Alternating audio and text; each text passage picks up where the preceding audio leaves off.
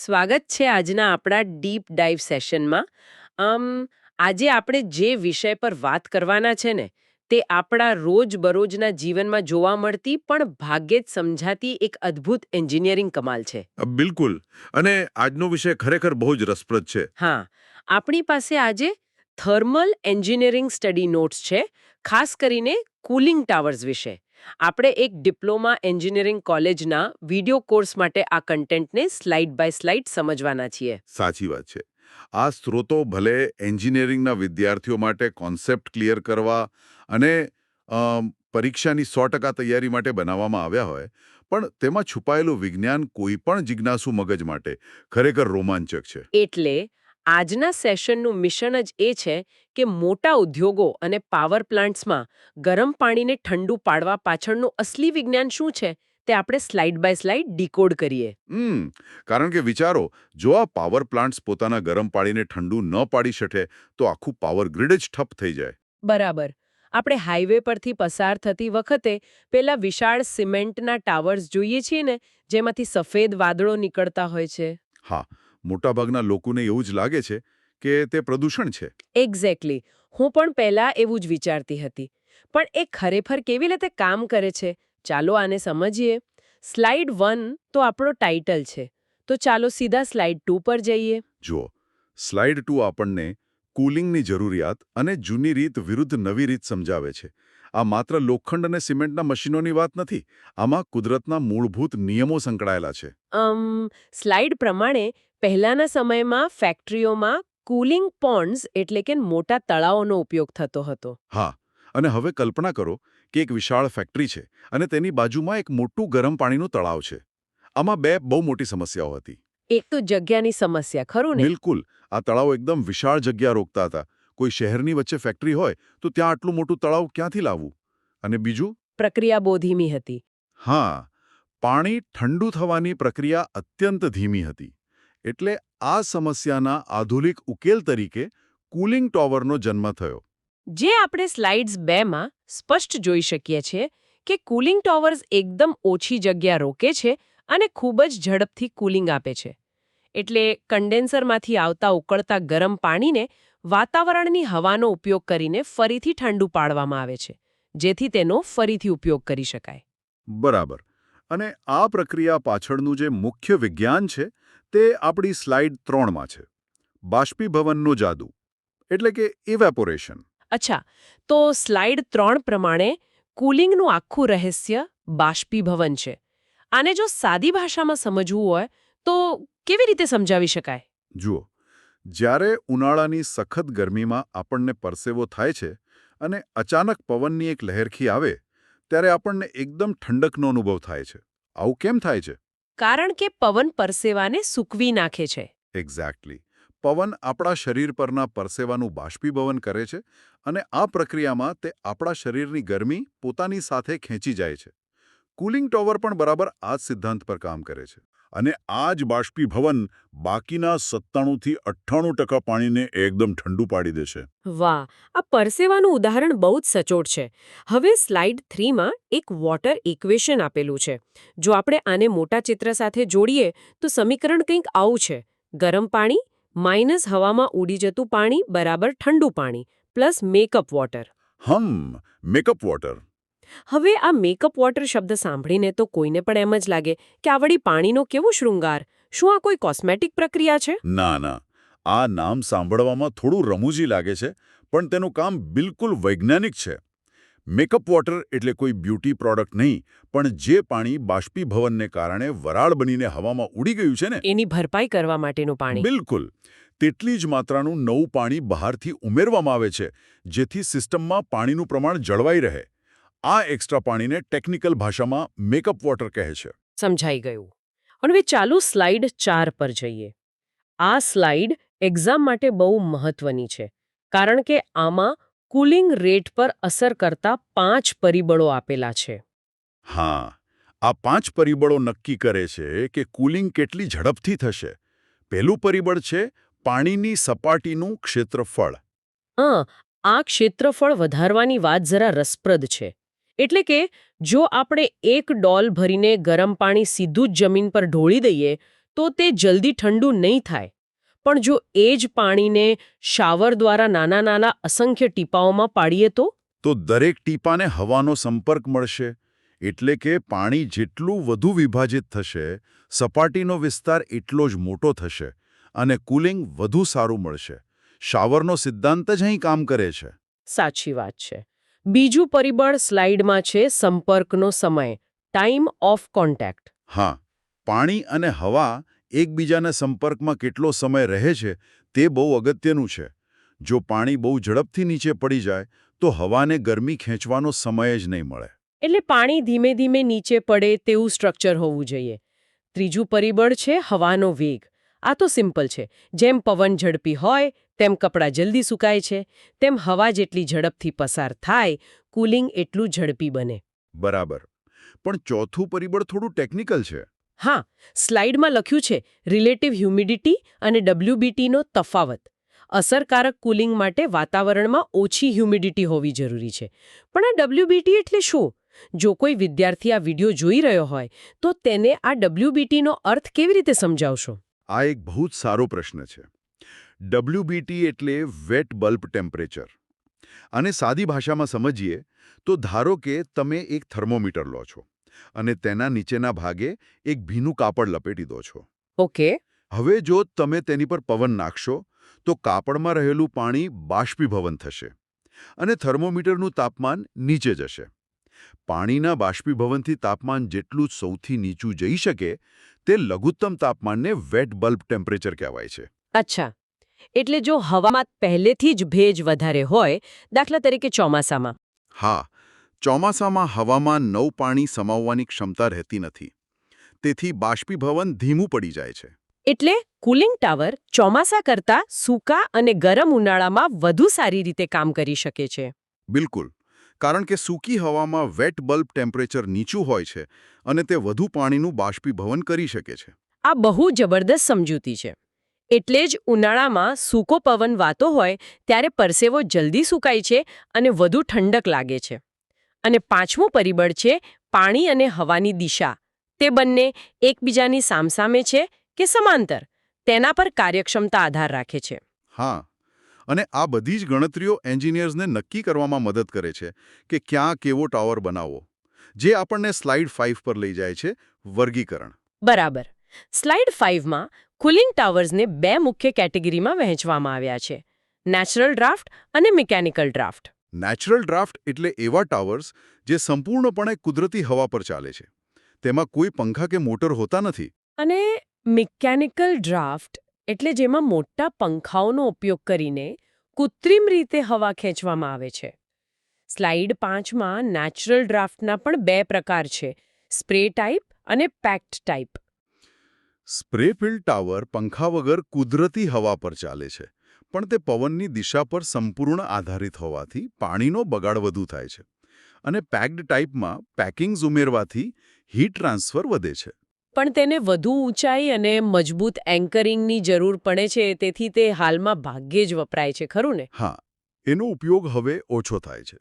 પણ અહીં સૌથી રસપ્રદ વાત એ છે કે જે વિશાળ ટાવર્સની આપણે શરૂઆતમાં વાત કરી હતી ને, ન્યુક્લિયર પાવર પ્લાન્ટ્સવાળા, હાઇપરબોલિક કુલિંગ ટાવર્સ. હા, તેમને સીધા ભૂંગળા જેવા કે ચોરસ બનાવવાને બદલે આવું નીચેથી પહોળો, વચ્ચેથી સાંકડો અને ઉપરથી પાછો પહોળો આકાર શા માટે આપવામાં આવે છે? આ આકાર પાછળ એન્જિનિયરિંગની કમાલ છુપાયેલી છે. આ હાઇપરબોલિક આકાર મુખ્યત્વે બે પાવરફુલ વૈજ્ઞાનિક સિદ્ધાંતો પર કામ કરે છે. પહેલો સિદ્ધાંત છે વેન્ચુરી ઇફેક્ટ. તમે ક્યારેય બગીચામાં પાઇપથી પાણી પીવડાવ્યું છે? હા, જો પાણી દૂર સુધી ફેંકવું હોય તો આપણે પાઇપના મોઢા પર અંગૂઠો રાખીને રસ્તો સાંકડો કરી દઈએ છીએ, જેથી પાણી એકદમ ફોર્સથી બહાર નીકળે. બસ, આ જ વેન્ચુરી ઇફેક્ટ છે. જ્યારે કોઈ પણ પ્રવાહી કે વાયુ સાંકડા રસ્તેથી પસાર થાય છે, ત્યારે તેનો વેગ અચાનક વધી જાય છે. ઓહ, એટલે ટાવરનો વચ્ચેનો ભાગ સાંકડો હોવાથી જ્યારે હવા નીચેથી ઉપર જાય છે ત્યારે આ સાંકડા ભાગમાં હવાનો વેગ વધી જાય છે? હા, અને તે નીચેની હવાને એકદમ સ્પીડમાં ઉપર ખેંચે છે. બીજો સિદ્ધાંત છે ચિમની ઇફેક્ટ. હોટ એર બલૂનની જેમ. ગરમ હવા ઠંડી હવા કરતાં વજનમાં હલકી હોય છે. એટલે ટાવરની અંદરની હવા ગરમ પાણીના સંપર્કમાં આવીને ગરમ અને હલકી બને છે અને ચીમનીની જેમ ઝડપથી ઉપરની તરફ ધસી જાય છે. બિલકુલ. આના લીધે પંખા વગર જ હવાનું જબરદસ્ત સર્ક્યુલેશન થાય છે. આ તો ખરેખર અદ્ભુત છે. કોઈ પાવર ખર્ચ વગર જ આટલું મોટું કામ થાય છે. હવે સ્લાઇડ 7 અને 14 પર નજર કરીએ તો આ ટાવરની અંદરના કેટલાક મહત્વના ભાગો વિશે જણાવ્યું છે. જેમ કે ફિલ્સ અને ડ્રિફ્ટ એલિમિનેટર્સ. ફિલ્સનું કામ આપણે પહેલા જે શાવરની વાત કરી તેના જેવું જ છે. આ પ્લાસ્ટિક કે લાકડાની જાળીઓ હોય છે જે પાણીને નાના ટીપાઓમાં તોડી નાખે છે. અને પાણીની સપાટીનું ક્ષેત્રફળ વધારે છે. પણ આ ડ્રિફ્ટ એલિમિનેટર્સ શું છે? એવું લાગે છે કે તે કંઈક રોકવાનું કામ કરે છે. હા, જ્યારે ટાવરની અંદર હવા આટલી ઝડપથી ઉપર જતી હોય ત્યારે તે પોતાની સાથે પાણીના નાના ટીપાઓને પણ ખેંચી જાય. જો આ પાણી હવાની સાથે ટાવરની બહાર ઉડી જાય તો રોજનું લાખો લીટર પાણી વેડફાઈ જાય. એટલે તેને રોકવા માટે સૌથી ઉપરના ભાગમાં ડ્રિફ્ટ એલિમિનેટર્સ લગાવવામાં આવે છે. સાચું. આ વિશિષ્ટ આકારની પટ્ટીઓ હોય છે. હવા તેમાંથી બહાર નીકળી જાય છે, પણ પાણીના ભારે ટીપાં આ પટ્ટીઓ સાથે અથડાઈને પાછા નીચે પડી જાય છે. વાહ! સ્લાઇડ મુજબ આ એક નાનકડી વ્યવસ્થા 3થી 5% પાણીનો બચાવ કરે છે. મોટા પાવર પ્લાન્ટ માટે તો આ દરરોજનું હજારો લીટર પાણી કહેવાય. બિલકુલ. તો આ નેચરલ ડ્રાફ્ટ ટાવર્સના ફાયદા તો સ્પષ્ટ છે. પંખાનો કોઈ જ ખર્ચ નથી, ઝીરો ફેન કોસ્ટ. તે મજબૂત છે, પણ તેનો પ્રારંભિક ખર્ચ અને જગ્યાની જરૂરિયાત ખૂબ વધારે છે. હવે ધારો કે કોઈ ફેક્ટરી શહેરની વચ્ચે છે, જ્યાં આટલી મોટી જગ્યા જ નથી, તો તેઓ શું કરશે? ત્યાં જ એન્ટ્રી થાય છે સ્લાઇડ 9ની mechanical draft cooling towers. Okay, પંખાઓની એન્ટ્રી. હા, જ્યારે જગ્યા ઓછી હોય અને ચોક્કસ કંટ્રોલ જોઈતો હોય ત્યારે આપણે ફેન્સ અથવા બ્લોઅર્સનો ઉપયોગ કરીએ છીએ, ભલે બહાર પવન હોય કે ન હોય. પંખો ફરશે એટલે હવા અંદર ખેંચાશે અને કુલિંગ થશે જ. એટલે તે ખૂબ જ કોમ્પેક્ટ હોય છે. હવે આમાં 2 પ્રકાર છે, ફોર્સ્ડ ડ્રાફ્ટ અને ઇન્ડ્યુસ્ડ ડ્રાફ્ટ, જેને ટૂંકમાં FD અને ID કહેવાય છે.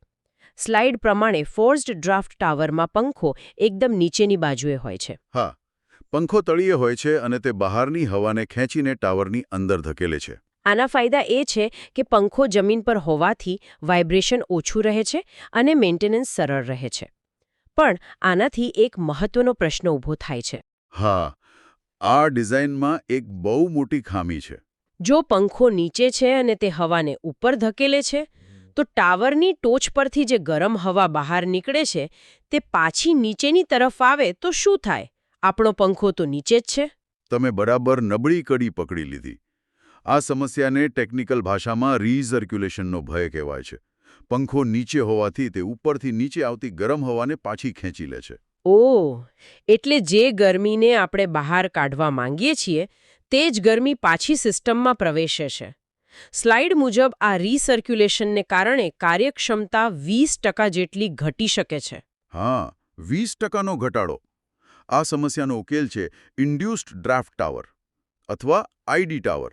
આ ડિઝાઇનમાં પંખો તળિયે નહીં પણ ટાવરની ટોચ પર લગાવવામાં આવે છે. અચ્છા, એટલે તે હવાને નીચેથી ખેંચીને સીધી આકાશમાં ધકેલી દે છે. બિલકુલ. ગરમ હવા ઊંચાઈ પરથી આકાશમાં ફેંકાય છે અને તે પાછી નીચે જમીન પર આવતી નથી. રીસર્ક્યુલેશનનો પ્રોબ્લેમ સોલ્વડ. સ્માર્ટ સોલ્યુશન છે. પણ પંખાને સતત ગરમ અને ભેજવાળી હવા ખેંચવી પડે છે, તો તેમાં કાટ લાગવાનું એટલે કે કોરોઝનનું જોખમ તો રહેતું જ હશે ને? હા, એની ખામી છે. તેમાં કોરોઝનનું જોખમ રહે છે. ચાલો હવે સ્લાઇડ 12 પર જઈએ. આ આપણું એક્ઝામ મેટ્રિક્સ છે, નેચરલ વિરુદ્ધ મિકેનિકલ ડ્રાફ્ટ વચ્ચેનો મહાસંગ્રામ. વિદ્યાર્થીઓ માટે આ સરખામણી બહુ જ કામની છે. હા, જો આપણે ઝડપી ચર્ચા કરીએ તો જગ્યાની દ્રષ્ટિએ નેચરલ ડ્રાફ્ટને ખૂબ વધારે જગ્યા જોઈએ, જ્યારે મિકેનિકલ ડ્રાફ્ટ કોમ્પેક્ટ છે. પાવર ખર્ચ નેચરલમાં 0 છે, જ્યારે મિકેનિકલમાં પંખા ચલાવવા વીજળીનો ખર્ચ વધારે આવે છે. હવામાન પર નેચરલનો સંપૂર્ણ આધાર છે, જ્યારે મિકેનિકલને હવામાનથી કોઈ ફેર પડતો નથી અને કુલિંગ કંટ્રોલ મિકેનિકલમાં ચોક્કસ રીતે કરી શકાય છે. વાહ, આ તો એકદમ ક્લિયર થઈ ગયું. હવે slide 13 fan battle. Forced draft વિરુદ્ધ ઇન્ડ્યુસ્ડ ડ્રાફ્ટ. આમાં સૌથી રસપ્રદ આંકડો એ છે કે પાવર વપરાશની દૃષ્ટિએ એફડી ટાવર આઈડી કરતાં બમણો પાવર વાપરે છે. Double power. આ તો બહુ મોટો તફાવત કહેવાય.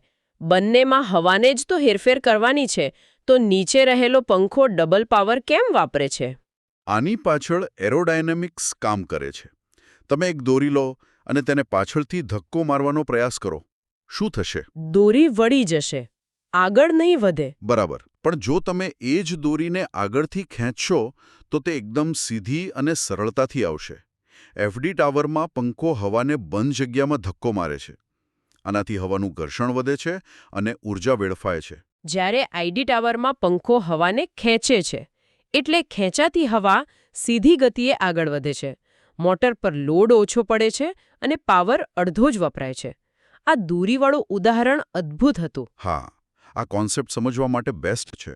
હવે આપણા આજના સેશનની છેલ્લી સ્લાઇડ 14 પર આવીએ. Exam tips. અહીં એક બહુ મોટો કોન્સેપ્ટ લખેલો છે. આ આખી પ્રક્રિયા થર્મોડાયનેમિક્સના બીજા નિયમ પ્રમાણે ચાલે છે. Second law of thermodynamics.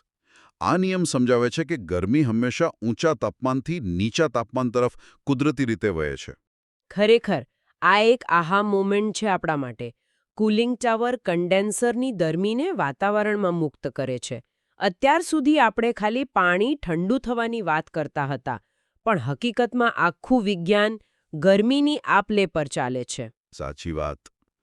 Cooling tower માત્ર આ કુદરતી નિયમને મોટા પાયે કામ કરવા માટેનું એક વ્યવસ્થિત મેદાન પૂરું પાડે છે. તો આજના સેશનમાં આપણે ઘણું બધું શીખ્યા.